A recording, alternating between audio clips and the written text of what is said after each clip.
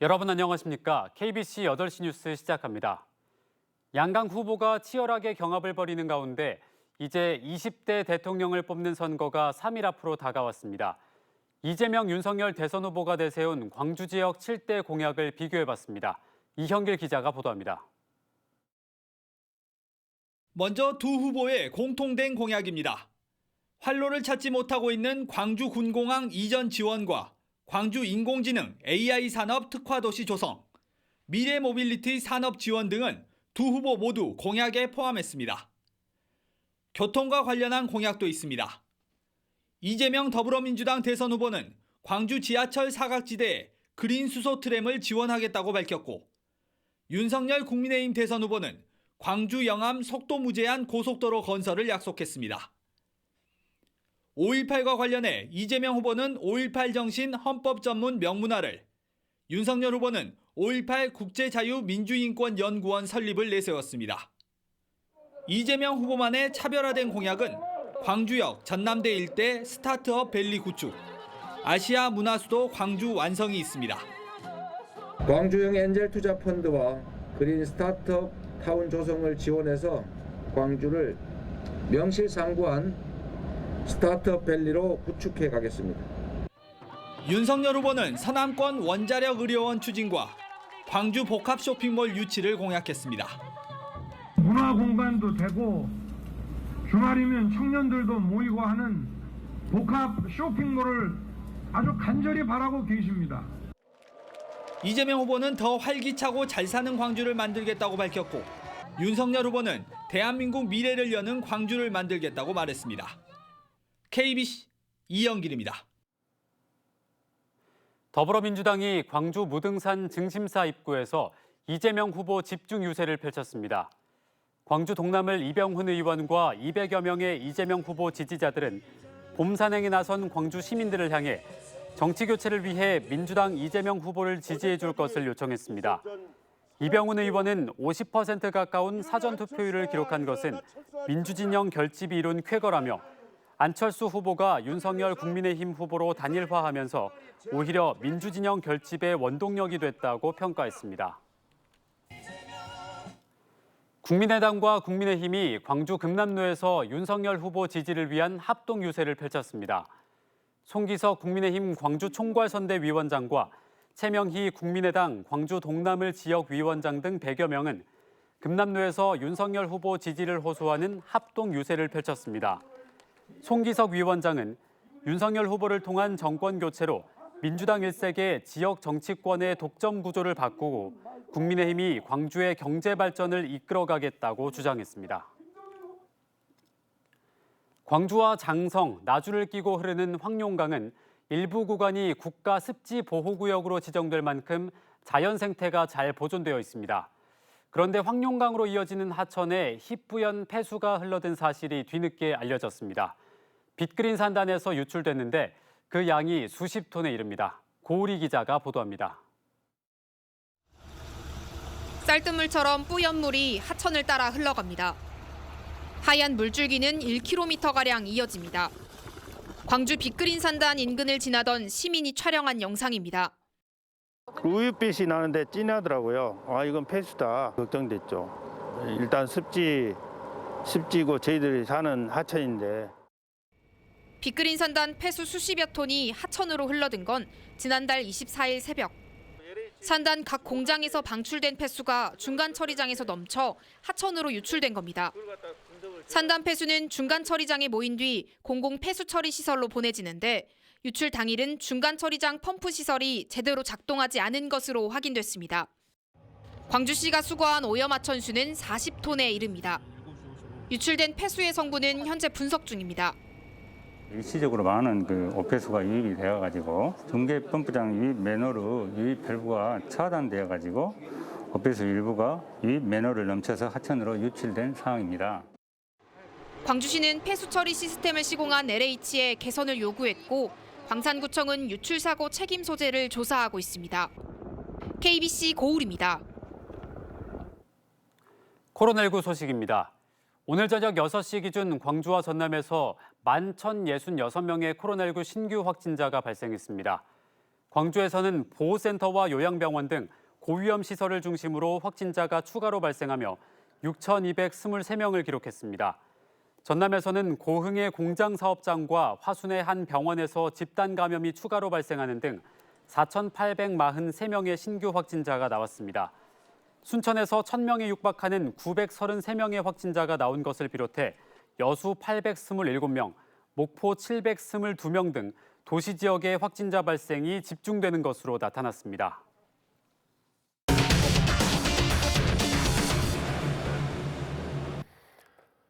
(3월) 둘째 주 주간 브리핑입니다. 7일 월요일부터 임신부 확진자들의 응급 상황에 대비해 전남대병원의 분만 수술실과 산부인과 전용 진찰실을 추가 설치해 본격적으로 운영합니다. 확진자들의 안전한 이동을 위한 방역 택시는 8일부터 확대 운영합니다. 현재 6대인 방역 택시를 10대로 늘리고 운영 시간도 24시간으로 확대 운영합니다. 3월 8일 화요일은 세계 여성의 날입니다. 롯데백화점에서 미술과 여성, 그 빛나는 이름들이라는 주제로 전국 5곳의 갤러리에서 특별 테마 전시를 열고 수익금의 1%를 소외된 이웃에게 기부할 예정입니다. 5곳 가운데 한 곳인 광주 롯데 갤러리에서는 여성 작가 13명이 참여해 전통 공예에 담은 자수 일상이라는 제목의 전시를 갖습니다. 9일 수요일은 제20대 대통령 선거 투표일입니다. 광주 지역 투표소 367곳과 전남 862곳 등 1,229곳에서 투표가 실시됩니다. 광주 전남 선거인 수는 278만 9,274명입니다. 광주가 120만 명이 좀 넘고요. 전남은 158만 명가량입니다. 11일 금요일부터 한국철도공사 광주 전남본부에서 호남 권역 신입사원 180명 채용을 위한 지원서 접수가 시작됩니다. 모집 분야는 일반 공채와 경력직, 전문직 등 3개 분야로 일반 공채는 사무 영업, 운전, 차량, 토목, 건축, 전기통신 등 6개 직무 분야의 채용을 진행합니다. 같은 날 신안군 임자도에서는 전라남도 숲 더하기 행사가 열립니다. 임자도는 홍매화 섬으로도 불리는데요. 이번 숲 더하기 행사에서는 1,400본의 홍매화를 심을 예정입니다. 나무 심기뿐 아니라 탄소 중립 실천을 위한 퍼포먼스도 함께 진행될 계획입니다. 지금까지 3월 둘째 주 주간 브리핑입니다. 광주광역시는 미래차 부품 생산 기업을 유치하거나 육성해 지역 전략 산업으로 만드는 광주형 일자리 시즌2를 계획하고 있는데요. 지역 부품 기업들은 미래차 대전환이 시대적 흐름이라는 데에는 공감했지만 열악한 지역 상황을 고려한 지원이 필요하다고 입을 모았습니다. 박성호 기자의 보도입니다. 광주를 대표하는 자동차 부품 기업 대표들이 한자리에 모였습니다. 광주광역시와 그린카진흥원, 테크노파크 등 유관기관들의 지원책과 미래차 대전환에 대한 설명을 듣기 위해서입니다. 미래차 전환이 시대적인 흐름인 만큼 지역 기업들도 미래차 부품 생산으로의 전환을 시작해야 될 필요성은 대체로 공감하고 있습니다. 미래차를 가는 것은 선택이 아니고 필수적인 상황이라고 기업 입장에서 생각이 듭니다. 굉장히 좀 한골 탈퇴해야 되는 그런 전환기에 있다고 생각을 합니다. 다만 연구 투자가 어렵고 관련 인력 확보에도 어려움을 겪고 있다고 호소했습니다. 미래차 부품을 생산하더라도 판로 확보가 중요한 만큼 미래차 부품을 전문으로 하는 대형 기업의 유치도 필요하다고 덧붙였습니다. 저희 광주의 가장 큰 거는 큰 대기업이 없다는 자체가 가장 큰 문제고, 기대하자면은 좀 더 큰 회사가 광주에 들어오는 것도 가장 큰 해결책이 아닌가 생각합니다. 광주광역시는 지난달부터 친환경차 부품 인증센터 운영에 들어간 데 이어 지역 기업들의 미래차 대전환을 본격적으로 지원하고 나섰습니다. 광주시가 갖고 있는 부품 인증센터라든지 이런 것들 구축을 통해서 이런 기반을 통해서 그 각 기업과 유치 기업들의 적극적인 지원을 해 나갈 것입니다. 광주 지역 제조업의 43%를 차지하는 내연기관 자동차 산업을 미래차로 전환하려는 광주시의 계획이 효과를 거둘 수 있을지 관심입니다. KBC 박송호입니다. 휴일인 오늘 광주와 전남 지역은 대체로 맑은 가운데 매우 건조한 날씨가 이어졌습니다. 광주와 화순, 여수, 곡성 등 전남 6개 시군에는 건조주의보가 발효 중입니다. 월요일인 내일도 건조한 날씨가 이어지는 가운데 기온이 크게 오르겠습니다. 아침 기온은 광주와 순천 영하 1도, 나주 영하 4도 등 영하 5도에서 영상 1도 분포로 다소 춥겠지만 낮 최고 기온은 광주 13도, 순천 14도 등 대부분 지역이 10도를 넘겠습니다. 당분간 비 소식 없이 건조한 날씨가 이어질 것으로 예상돼 산불 등 화재에 주의가 요구됩니다. 송갑석 의원이 화정 아이파크 입주 예정자들을 위해 대체주택 취득을 위한 대출 규제 요건 완화를 민주당 선대위에 긴급 요청했습니다. 민주당 광주시당 위원장인 송갑석 의원은 화정 아이파크 붕괴 사고로 인해 피해를 입은 입주 예정자들은 대체주택 구입 자금을 급히 마련해야 하는 부담을 안고 있다며 이재명 선대위와 기재위, 정무위 등 관련 상임위에 적극 지원을 요청했다고 말했습니다. 또한 금융위원회에 주택 관련 담보대출에 대한 리스크 관리 기준 개정 건의 공문을 발송했다고 밝혔습니다. 지난 3일 화정 아이파크 입주 예정자의 대체주택 취득 양도세 면제 법안을 대표 발의한 송 의원은 국회가 열리면 최우선적으로 통과시키고 피해 입주 예정자들의 대체주택 취득 양도세를 완전히 면제하겠다고 강조했습니다. 러시아의 침공으로 피해를 입은 우크라이나를 돕기 위한 지역의 손길이 이어지고 있습니다. 광주 YMCA는 오늘부터 오는 13일까지 일주일간 우크라이나 전쟁으로 고통을 겪고 있는 피난민들에게 지급될 음식과 옷, 의약품 지원을 위한 긴급 모금을 벌인다고 밝혔습니다. 또 우크라이나 전쟁 중단을 촉구하는 성명을 내고 전쟁이라는 끔찍한 반인륜적 범죄의 최대 피해자는 민간인이라며 러시아의 군사적 침략을 비난했습니다.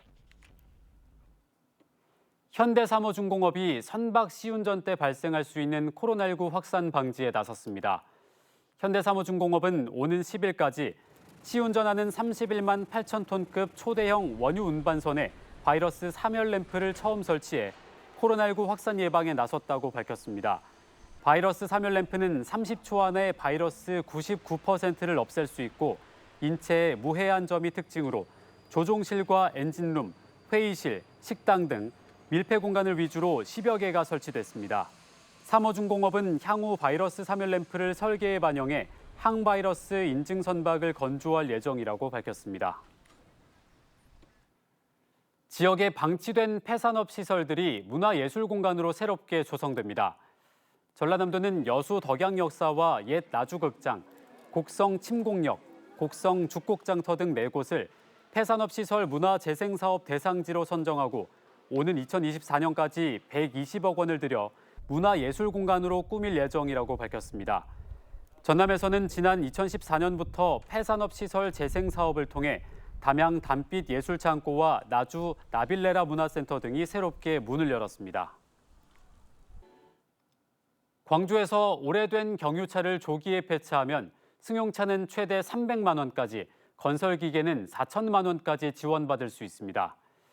광주광역시는 대기오염의 주요 원인이 되고 있는 자동차 배출가스를 줄이기 위해 오는 31일까지 오래된 경유 차량의 조기 폐차 지원 신청을 받는다고 밝혔습니다. 지원 금액은 3.5톤 미만의 경우 최대 300만 원이고 도로용 건설기계는 최대 4천만 원까지 지원을 받을 수 있습니다. 광주의 올해 노후 경유차 조기 폐차 보조금은 174억 원 규모로 지난해보다 3,500여 대가 증가한 1,900여 대를 지원할 계획입니다.